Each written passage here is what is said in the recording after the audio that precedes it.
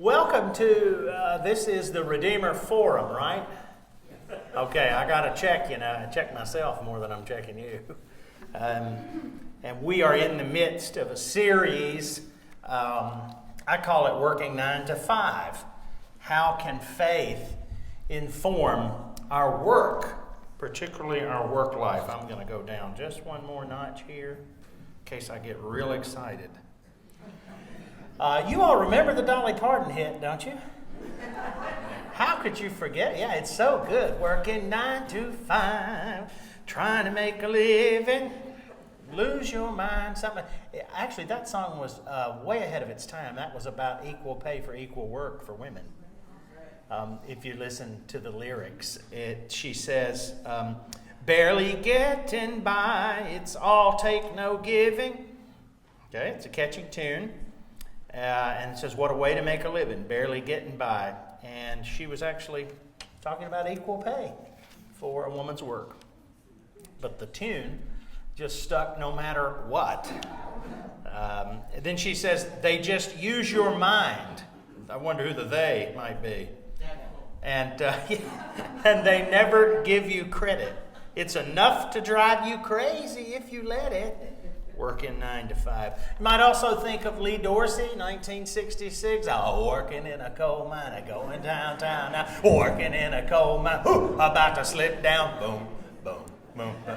That also is, when you think of working, that pops in to my head. Working in a coal mine, oops, about to slip down. 5 o'clock in the morning, I'm already up and gone. Lord, I'm so tired. How long can this go on? He sings. Many of us think about work that way, don't we? As this thing that has to be done. As this onerous thing that has to be done. And sometimes you can be even in a job you hate. Or have the boss from the bad place. If you work at Redeemer, you're not allowed to speak right now. Silencio, por favor. Or you look at work as this box that needs to be checked, and then eventually, this is quite true. I hope I'm not stepping on toes here. It's quite true in Florida in particular that you do this working for so long, and it's this arduous thing that you really hate, and you have this artificial or actual date in your head for the date you'll finally have enough money to retire and move to Florida. And then everything's perfect, except you come here and you have to have bunion surgery, which leads to a blood infection. And then, you know this is true. So, I hope I'm not stepping on too many toes, but sometimes that's the view of work. Yeah. It's I did that. And what do you mean? Now I'm still not happy. What is wrong with the world? How about these statistics when you think of work? If a person goes to Mass every Sunday from the age of 25 to 65, he or she would spend about 3,000 to 3,500 hours gathered at church. If the same person worked 40 hours a week during that time, he or she would have 80,000 work hours. It's a major part of our lives. So you see, it is actually at work, and this is true whether you're retired, which is your new vocation, that's your new work. You're not freed from work, you're freed for another type of work. And if you're in a 9 to 5 situation, work is that place, the place that is most ripe for us to live out our faith. It's kind of a scary thought, isn't it? Would your colleagues be able to tell that you are a follower of Jesus Christ without knowing that you go to church or without you saying so? In that sort of Franciscan motto, preach at all times and in some cases use words if you have to. Would your life preach that you're a Christian? Work is that place. My premise today is simply this. If faith is everything, you'll be happy to know I believe it is. If God is everything, if our ultimate life, our ultimate identity is hidden with Christ, into Christ, baptized into Christ, into his life, into his death, into his resurrection, then our faith, ideally, must, in fact, shape our work lives. The question almost becomes, well, how could it not inform our work lives? Now, when you start talking about having faith at work, there are probably two extremes that you may be thinking of. At least my brain goes like this. On the one hand, when you think faith at work, maybe you're thinking of that coworker who has the cubicle that has all the Bible verses taped up on the wall from Proverbs. And he or she is the one always playing very softly on Pandora some like modern twist on an old hymn, just kind of in the background, and it drives you insane when you're trying to think. Or, and he or she's the one kind of always inviting you to the Christian sewing circle, and you're just a little freaked out by this person's faith. That's sort of one extreme. The other, or this guy that is always by the drink fountain, or wants to pray with you in the bathroom. Right, you're washing your hands and he comes over because it's all the talk of town, what's going on in your life, and he puts his arm around you in some loving way. And Frank, I know things are bad, and she left you again, and so I just want to pray for you right now, brother. And, so maybe that's what you're thinking of on one extreme of faith in the workplace. Or you may, on the other hand, think of, some people think of faith and work and go straight to thinking of making a lot of money so that you can give away a lot of money to missions and ministries. It's sort of like the work part is a necessary evil, and I get really, really good at it, then I'll have enough money to do something good for my faith life. I've seen that. You see both things. Some people over the years have quoted John Wesley to me because he has a quote that says, "Earn all you can." And they've told me that usually as a way to self-justify their obsession with their work and their money making and their at the expense of a healthy life with family and friends. I've heard that before. The full quote, I must tell you, however, comes from a very famous sermon that John Wesley preached, and it says, "Earn all you can, save all you can, and give all you can."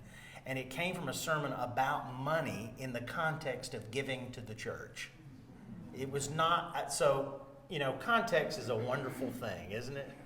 I love to use things out of context in an argument with my family. But especially parts of the Bible, isn't that great? But context really is key here. It was not this sort of endorsement for worship work and then one day stop worshiping work and then you can somehow become a Christian or something or have a family life. It was, those are sort of the two poles in my mind. I don't have any peer-reviewed data. This is just how I've experienced it in my own life. I think the two poles are, on the one hand, the guy that works with you that at noon puts on a sandwich board and stands on the corner of the street and says, "Honk if you love Jesus," in his lunch hour, and the other is the person that is working only for money, money, money, money, money. And I would suggest that neither are inherently evil. There's nothing wrong with being that overt witness in the workplace. And there's nothing inherently wrong with wanting to have the material possessions to be in a position to do better for your church or the world. That's not inherently evil, but they're both lacking, let's just say. The first thing that you have to say when you say faith at work or faith in your vocation, if you're retired, your vocare, your calling, the first thing you have to say is work matters to God. This means everything is kingdom work after all. That the work actually has a kingdom picture. It's not just working at the coal mine. And this is because, why? Because God works through you and me. What's the old saying about evangelism? It's just two beggars one beggar telling another where to get food. God works through you and me. In our work, he uses not just our prayers and not just our testimony or witnessing to others. He uses our work to build his kingdom. Look no further than the Bible. Joseph was in politics, we'll put it that way. Daniel was a student. Boaz was a businessman. Nehemiah was a city planner. He had nothing to do with the traffic circle. Lydia was a designer. Jesus, carpenter. Jesus' adoptive father, carpenter. That word is in Greek is tekton, and I don't want to ruin all the best sort of images of our carpenter family, of Jesus sort of out in the back shed working in the wood shop, but it more often means stonemason. Yeah, I know I just ruined a lot of creche scenes and pictures and a lot of Sunday school classes for you, but it can mean carpenter. Hey, so there's a chance, but it most likely means a stone worker. And in fact, quick rabbit trail, just an hour's walk from Nazareth was a town, a big Roman city, not mentioned in the scriptures, interestingly, quite a vast city that had the biggest quarry in the ancient Near East. And a lot of people from Nazareth walked there to work, basically commuted, and then came home. Some people have made the suggestion when Jesus calls the Pharisees hypocrites. Hypocrites were literally people who wore masks, and there was a huge amphitheater in Sepphoris where maybe Jesus went to work with Dad, and he wandered off and saw the plays. Sort of picked up that imagery from what would have been very well known. Anyway, stonemason, carpenter, either way, God uses work. We see in the scriptures St. Paul, tent maker. Just the way he writes, I just have a feeling he calls himself a tent maker, but I bet he was more into sales than production.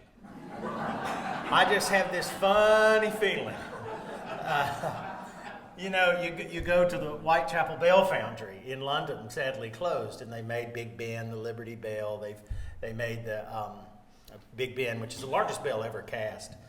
Interestingly, when it was installed in the tower, the bell is named Big Ben, not the tower, just for trivia. When it was installed, they only had a way to get it in there, and in the pulley system with the horses, it cracked and it rings on that flat. That's an accident, but it became so iconic they never fixed it. Because was no engineering plan to get the bell down. They only had plans to install it. So when it was there and they rang it the first time, it cracked. But we hear that sound of Big Ben, it's flat, it's not supposed to be. It's supposed to ring on a sharp. But when you go to the Whitechapel Bell Foundry where they make all those, to my point of Paul being a salesman, probably not actually the maker himself, there's a sign over a desk of one of the artisans, because people order these bells, they're all custom cast. Some people want these tiny little bells to go on their Christmas trees, dozens of them. The smaller they are, the harder they are to make. If you break them so easily, the cast. And the sign over it, I love it, it says, "Nothing is impossible for the man who doesn't have to do it." And my wife has requoted that so many times to me over the years. But God works through bell makers, tent makers. In the Bible, you see soldiers being used. What about the centurion? He ended up having more faith in all of Israel. And he's a soldier. Kings, there are governors, scribes, potters. There are fullers mentioned in the Bible. Do you know what a fuller does? It's sort of an old-fashioned word for a person who does laundry, but it was an art to make things whiter. learning how to bleach things without doing too much bleach, you know? I remember one time in like 3rd grade, I wore a pink shirt to school, and Mom said, "You weren't supposed to wear that. I over-bleached it. It's supposed to be white." Do you remember if you use too much, it'll turn stuff all the way pink? A fuller is someone who brings out the white, particularly in wool. A cleaner of fabric. There are bankers that are used for good or ill. There are a lot of lawyers. I just looked at you, Jim, and that was by accident. I'm sorry. I swear. I mean, I just looked up, and there you were when I said lawyer. Sorry. Etc. God is at work in His world in a lot of ways. I think one question you might ask yourself is the same that I ask myself. How would we discover our individual callings within a sort of larger framework of God at work in our work? How do we discover that? Frederick Buechner says the place God calls you to is the place where your deep gladness and the world's deep hunger meet. What if that took place at work? It can happen. Now, not everything is your deep gladness at work. I have a theory. It's unpublished, unresearched, undocumented. I think probably between 5 and 15% of your work grates on your nerves. Something just has to be done. Not all of it is on an all-time high. There are things that have to be done in our jobs that go against our grain or our natural talents, but they still have to be done. And they, too, can bring glory to God. You remember St. Paul as he says, whatever you do, and this is whether you're the prime minister or a painter. My words, not his. Whatever you do, do it for the glory of God. Whatever you do. St. Benedict writes to his fellow monks and tells them, let nothing be preferred to the work of God. He had a view that everything was God's work. He even later on, the Cistercians in the vineyards would write and talk about the work of the altar and even the harvesting of grapes. In their mind, they were making a connection between harvesting grapes and the Eucharist of the altar. Let nothing be preferred to the work of God, because in Benedict's worldview, it was holistic. Everything was God's work, because heaven and earth are full of God's glory. That's different. I can tell you, when you commute on Tamiami or something in the morning, not everybody thinks they're going to work for the glory of God. I don't know if you've noticed that. Kind of amazing, isn't it?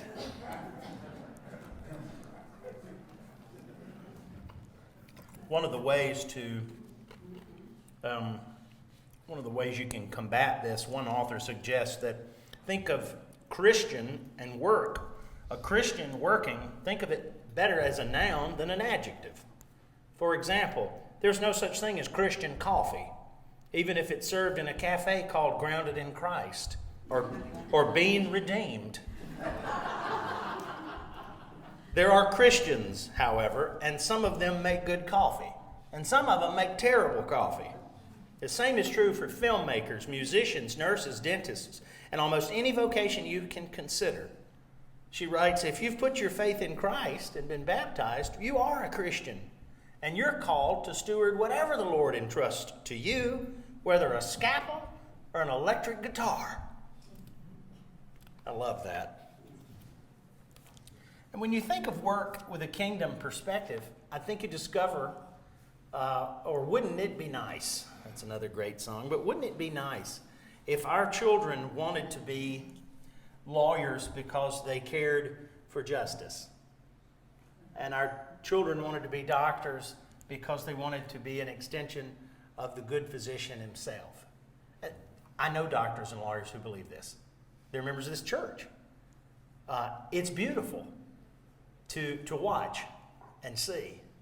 And wouldn't it be nice that those who want to be teachers want to do so because it's an extension of wisdom himself, who is the Lord, and so forth and so on. Wouldn't it be nice that the work God has called us to is seen in that kingdom lens in not so much just right in front of us or what happens every pay period, though necessary. The good news of Jesus and what he has accomplished for us, this is the last point about work, faith informing work. A lot of us go to work and it's yet another series of how we fail to measure up. It's the deal we didn't get. The boss that keeps giving the bad performance review. Or, what's to say, it's going in your file. I bet there's somewhere in Birmingham, Alabama that won't even close with my name on it. It was like a game. Let's see if we can get her to say, it's going in your file. The good news is that when you realize Christ has done the heavy lifting, that he's won for us everlasting life, the forgiveness of sins, then work can become what it was meant to be. It's a calling and a gift from God. You know, we're made in the image of God. I don't want to overstate that we can be co-creators, because we certainly lack his strength and power, but we can be co-create. You're an artist, Diane. This makes sense for you. You can create with God because you're made in the image of God. So we participate in that gift of being a co-creator in a sense. And when we begin to see that in all of our work, we actually are able to conduct our work to the best of our ability, giving God the glory for the sake of others. And it's a transformed, I think the Christian view of work is a transformed view. Because as it emerged on the scene in the ancient Near East, nobody did work in the way that Christians did work. They did it for all the wrong reasons and were, like everybody else you see on the elevator in Manhattan, just glum. Making $500,000 a year, wearing $1,000 shoes, and absolutely miserable. Do you want to live like that? I have before, but I'm not going to do it again. I have a friend,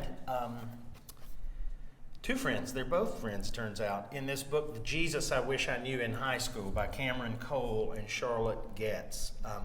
Charlotte is Nina Botsford's daughter, Dormaria. And this I just want to say as we close this little chat, and then you can ask me anything you want to. She writes, Charlotte in high school, she said she just was so uncomfortable in her own skin and always felt insufficient. So the way she found sufficiency was to always have a boyfriend and to never be without one. And she writes at the end of the chapter, the Jesus I want you to know, the God I know now says this to me and filled with different descriptors to you. He says, I know exactly who you are. I created you and your story myself, like a script, writ with its very own font. I created you to be warm and friendly, maybe a little too loud and a little too much. I created you to brim with wild and improbable dreams and also with the imagination to see some of them through. I created you to reveal my glory in a particular way. Just like Jeremiah, you also are not enough. But I created you to need me, to need my strength, my rescue, and those are enough. I am with you, and I've set you apart for your life and your work. You can get out of your bed and go to work and stop imagining these things could be true because they are already true. You are enough because what I've done for you through Jesus. You're lovable because I love you, and I've proven that love to you in the most over-the-top, outlandish way possible by laying down my very life for you. So with that, I'd just say let's get to work. Do you have any questions for me about anything in life? Bill?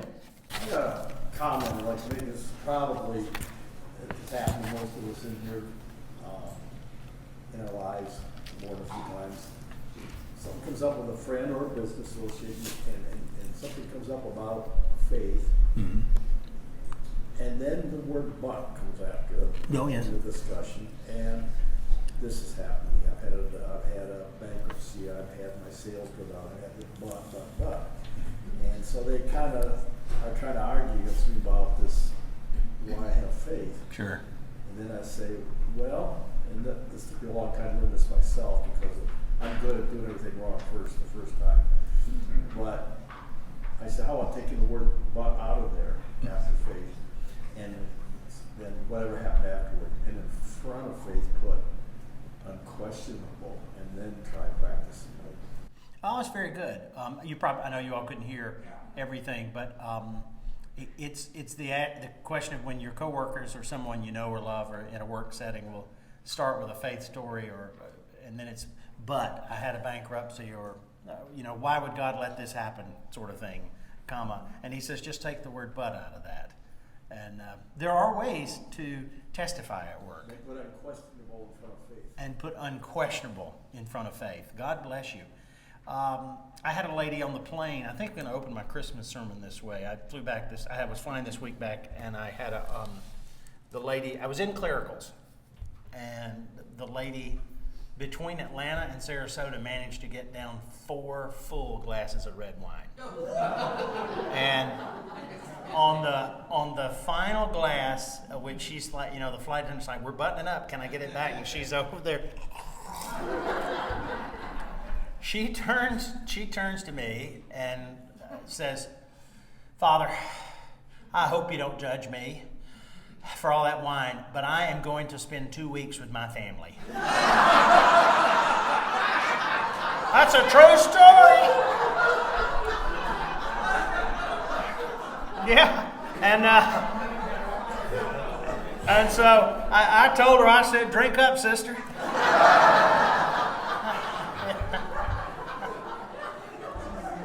Eleanor.